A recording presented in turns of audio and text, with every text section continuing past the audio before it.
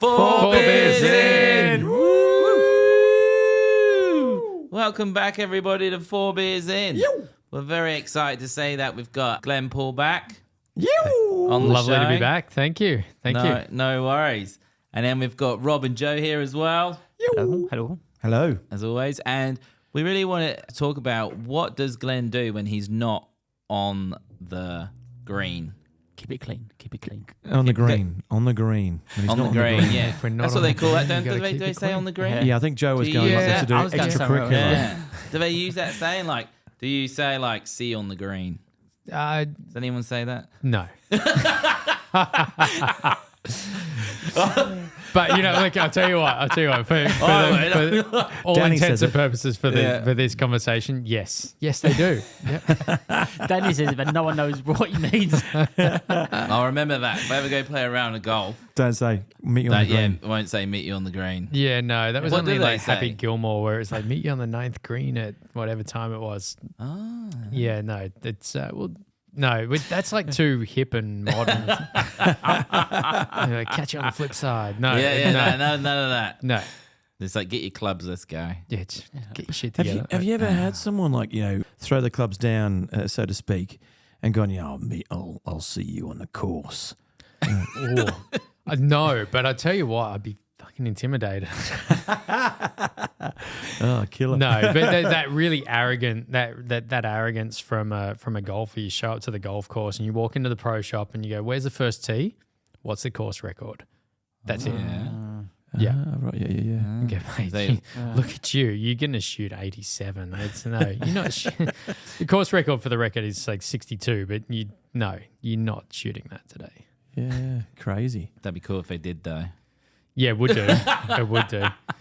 Tiger Woods could maybe do that, could he? Like back in the day, or Even now, like Tiger's still really good. yeah, He is still really, really good. How old is he? Like, he must be... 60. He must be... I don't know. In how my to head, study he's that. not. I'll yeah, tell you he what, might if be. Tiger's 60, I'm like 83. He's been around, though. It's because he's been around for so long. It just feels old. He's got to Yeah. be late 50s. I'll check it out. No, he'd be All right. 40s, late 40s, I reckon. I reckon early 50s. Well, when he was driving and he had that car crash, it was in a Ford Escort panel van, I heard, but And I feel like when he- I've been Okay. playing golf for a while before Tiger came on the scene, though. So When he was a little bit naughty. that either That says a time lot about period. Tiger or a lot about me. Well, he's 48. There you 48. go. Oh, all right. yeah. He's Oh, got it's- ages left. Got in him. ages. We know 30th what's, for December 1975. yeah, what's Greg Norman? I mean, we're going far away from our guest here, but I mean, we should Greg, pull back. Greg is. Greg's got to be in his 70s, surely. No, Greg's No? actually late 60s.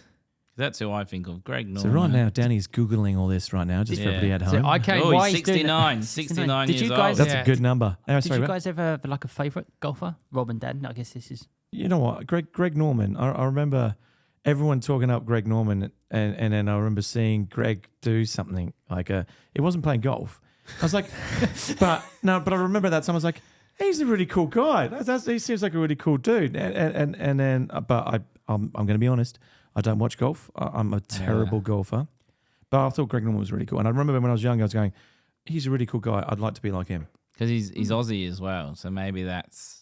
Mine was... Yeah. Oh, okay. And I think one of the things I love about Greg is that he's an entrepreneur and he's got so many other businesses and fingers in other pies that yes, he became famous for his golf, but he's leveraged that for other opportunities. And I guess that for me, that's what I try and do. Well, I was just going to say, outside of golf. that's yeah. a beautiful segue into the question that I was going to say that we were talking about to bring up. What else do you do besides golf? So we know you've got out there. You've been doing the golf thing. You're a pro golfer. You've been getting out there smashing the ball around. What else do you do? What else ticks your boxes? Yeah, I guess like for me, maybe like I guess first and foremost, being a dad and being a parent is probably number one these days, and really took over the golf pro title, and I love it. I got 2 boys and love spending time with them. I guess imparting some wisdom and not so much wisdom and knowledge onto the boys as well. And then outside of that, I mean, I've got some public speaking and I really advocate for mental health, a bit of acting, and we were talking before we went live now. Just that was something that for me was a big part of my life growing up as a kid, and I kind of got to this point of choosing between sport and acting, and went down the sport path. So yeah, tapping back into that a little bit as well, and trying to produce a TV series or co-produce a TV series as well. I've got I've got it all. Got it all going on. It's all good happening. fun. Yeah. Sounds like it's all happening. Yeah, every single one of my fingers are burning from the pie that I've got it in. So, But what these guys probably don't know, that I know, known you for a while, this could go Here we anywhere. go. is you do an amazing Nanny Fine impression. Oh, Mr. Sheffield. There you go. Oh, forever. It's been. I've been known as Mr. Sheffield. Anytime Danny would, yeah. I thought you were actually going to go somewhere else with that. did you? Yeah. It's bringing me back to the night at Joondalup Resort for the Christmas party, where I got up to many, let's not be mentioned again, activities. But no, we'll run. Jesus. It's a story there. Oh, don't Sounds start like playing. a story, Don't doesn't start it? playing pony, because it could get dangerous in the studio. So acting's and being a personality in front of the cameras. Is there anybody that you'd really like to work with? Is there anything that you've got bubbling away that's you're creating at the moment in the background? Yeah, I think touching back into the acting and things I did growing up, and a lot of stage play, and then into film. And then as an athlete, you get that media training. So you're used to being in front of the camera, and whether that's just performing on the golf course or through interviews and then coming in and podcasts and everything like that, I've always had, I guess, this want to get back in front of the camera. And I think that ties back into, for me, and we discussed in the last episode how, for me, being on the golf course was more about entertainment first and foremost, and then the money that came from that, which is still a big if, because it's all tied into performance. But being an entertainer first and foremost was kind of where I sit. So I think over the last few years and the start of COVID probably put a bit of a dampener on some plans. I had some really big plans to create a TV series around just playing golf with your everyday golfer and promoting what attracts people to the game. Yeah. And there's always been, there's other TV shows out there at the moment, golf-related shows that play with celebrities, and they give a lot of golf tips, and it's very generic stuff. We can get that stuff on social media. So I think for me, it's, if we had a series, and it doesn't need to be on TV, it could be on YouTube, social media, it doesn't matter. But why do people play golf? First and foremost, but sport in general. And I think, probably tie into mental health a little bit. And I guess the concept of the show would tie into mental health. But what is it? What's people's why? Why do you play golf? And, and I've told stories before of the reasons why. I've had some clients come and see me. One in particular is that a lady had lost a daughter, and she came and saw me for golf lessons, and for her it was her escape, and to get away from the family and everybody being around. So I think it's, while everybody's, I guess, why would be different, it would still come back to some sort of mental health reason. I see wives that get into golf to play with their husbands because it allows them to spend that quality time together. And golf is always... I'm going to stop you there. Yeah, for sure. Is that an agreement with the bloke? Because is that... Is that Sometimes. agreed? Is that agreed with It's the not going to husband? be like, Tanya, this is my one Where getaway, and now you're I here know. every week. You're there. Where he's just gone, only if you played golf. And then she went, okay, I'll play golf. And then he's gone, what did I say? and now, like, they're playing together. But it could be on the other foot where it's something they, like you said, share together. And it's something they enjoy, because all the things they enjoyed when they were younger, It goes with the same mantra as act, belong, commit, doesn't it? Like you want to get into something, and if you go into it and you've got a passion for it, you find that passion, it'll pull you out of some of the darkest places. So it's great to hear that. So that you've worked with married couples and single people to pull them out of that mental health issue that they're going through at that time. Yeah. Is there any other stories like that you have?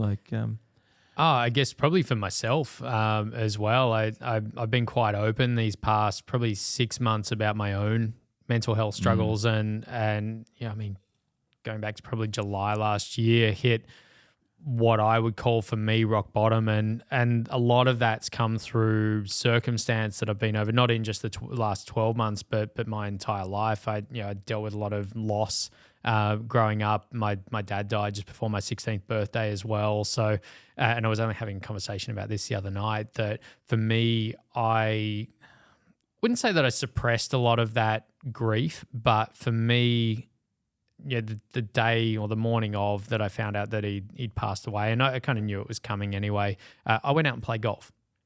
And part of that for me was, well, that's what he wanted me to do. And he and mum were my biggest supporters. And to go out and just play and focus on golf, I was able to just not think about everything else that had just gone on. But throughout my life, that's just then what I've done. Any difficult situation, it's just easier to suppress it and move on and put on a facade that you're okay. And I think the more now in particular that mental health is such a spoken about topic. It's always been a bit taboo over the years, and now everybody's a lot more open and will speak about their struggles. For men, it's still a bit of a ho-hum topic, and we don't want to talk about it because traditionally we don't. We keep it quiet. We just suck it up, and whether we're parents or business owners or just unless they're 10 people. pints in. Yeah. Well, you do see that with a lot of blokes. Once they, how they deal with certain situations, they drink, and because that's when they see their friends at the pub, and then, that's when they let out that emotion. But yeah, it is. And I guess it's one of those things you can go one of two ways, and that it's interesting you say that because it brings up some memories when I was a teenager and school parties and getting on the drink, that you can either go one of two ways. You can either open up and you get super emotional, or you get super aggressive. And there's no in between. It's one or the other. And I think, kind of ties into domestic violence and all those, a lot of, I guess, big issues that are in society these days, that I think if mental health in general was just more spoken about and it was more accepted to speak about it and open up, things like domestic violence in particular, like that's still going to be there. I think,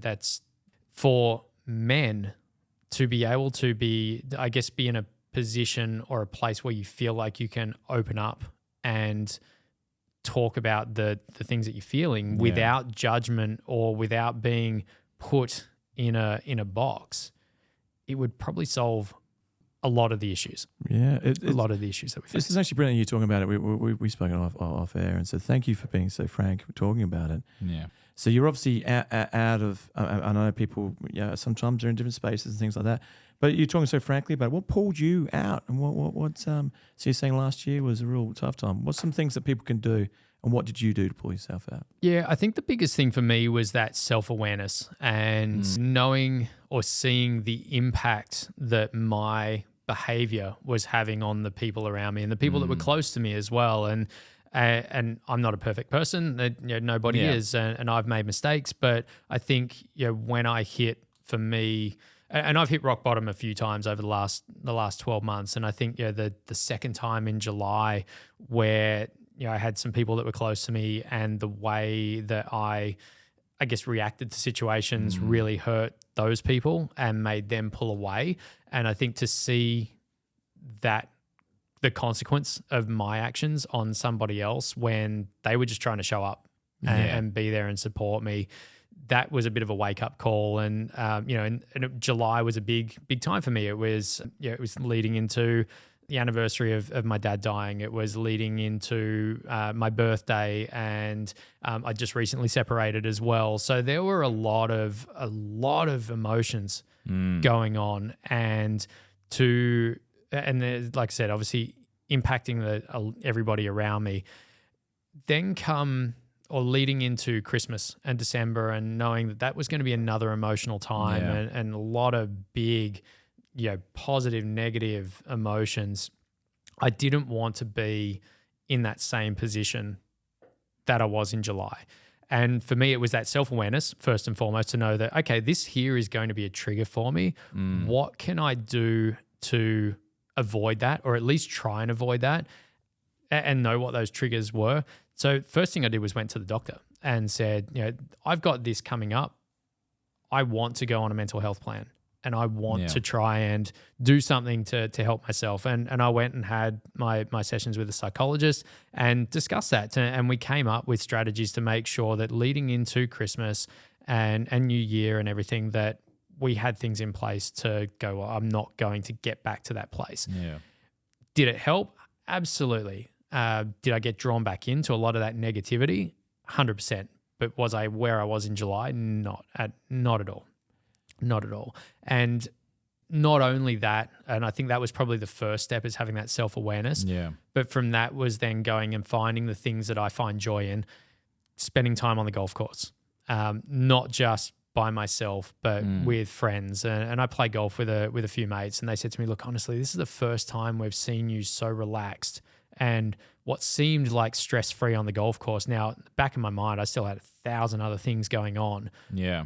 But it was that opportunity to finally just disconnect and be present on the golf course. And I haven't done that for years. Even competing on in tournaments, I would still get so caught up in the moment. So to be able to disconnect and just enjoy being present. And being present's a big thing, isn't it? Actually being present and not thinking about all the other things going on. Yeah, and it's not easy. It's not easy to do. Not easy to do. Sounds like you're in a good place now. Sounds like you're really, really strong. Thank you so much for talking through all that process and talking about some of that. And I think you're right.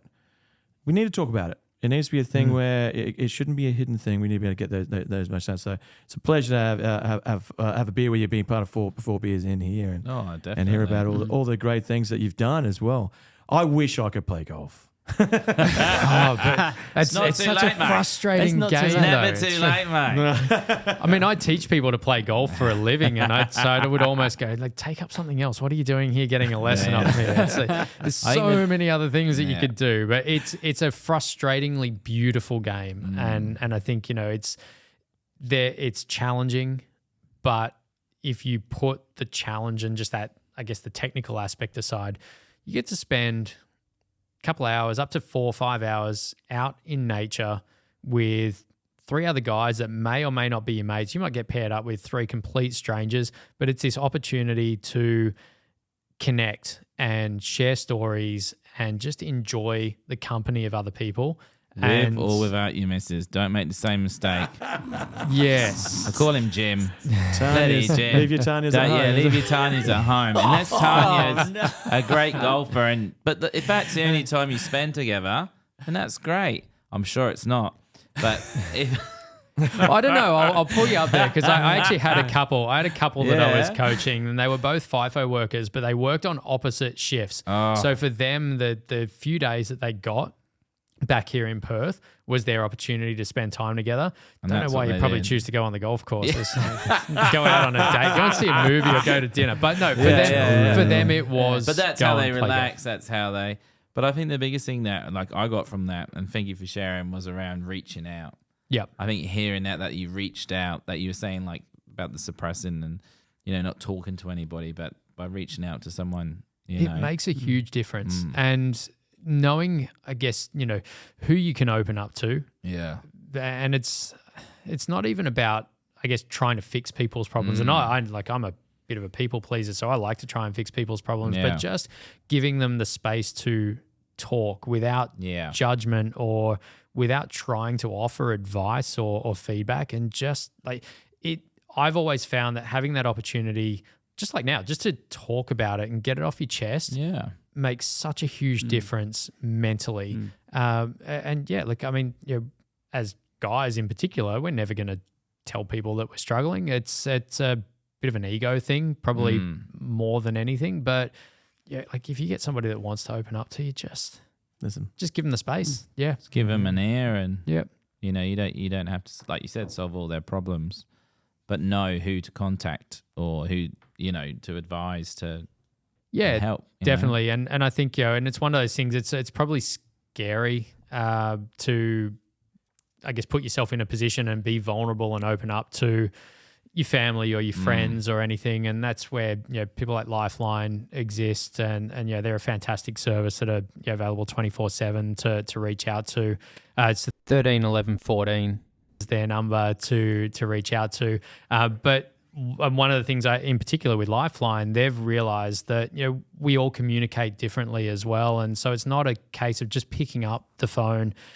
Younger people and obviously mental health is huge with adolescents now as well. And so they've got a text line. It's 0477 13 11 14. You can send a text message and talk to somebody as well and jump onto their online chat, and they've got the space for the Indigenous community to reach out. I think it's 13 Yarn off the top of my head. So there's so many, I guess, options available for you to reach out where it doesn't have to be to somebody that you're close to or somebody that knows you, because there is that fear of judgment. Let's be honest. I think it's to get through to hopefully all our listeners that you're not alone. Absolutely not. I think that's the biggest. Absolutely not. And there's always somebody that wants to listen. And as much as the people that are close to you do want to listen, and it's hard to, I guess, kind of believe that. Everybody around you cares about you, but if it's hard to bring yourself to talk to the people that are close to you, then Lifeline exists for that exact reason. So maybe we need we might need somebody, but if you haven't heard it here, you heard it here first that Lifeline's out there for you. Your mates are out there for you. People want to make sure that you're okay. We all want to make sure that we're all okay. And but if you could have any mate on the show, any mate, all right. If you could choose any one of your mates, any one of your mates. GP, who would you choose to come on the show? Or what have you heard? What mate is coming on the show? What mate's coming on the show? God, you could be any mate. Could be any mate. Getting me dip into Can't be Chris Hemsworth or Liam because we're still waiting for their reply. So, jeez. Well, see, Liam's busy building his house. He said so over in the East Coast, and so he said, "Look, it's busy time at the moment. So maybe next time." And we already asked Isla Fisher. I'm disappointed. Mate. You know I've got a thing for Isla Fisher as well. So she's living in WA right now. Maybe slide into her DMs. Yeah, she's single as well. Is she now? Sorry, Sasha, but that's the facts.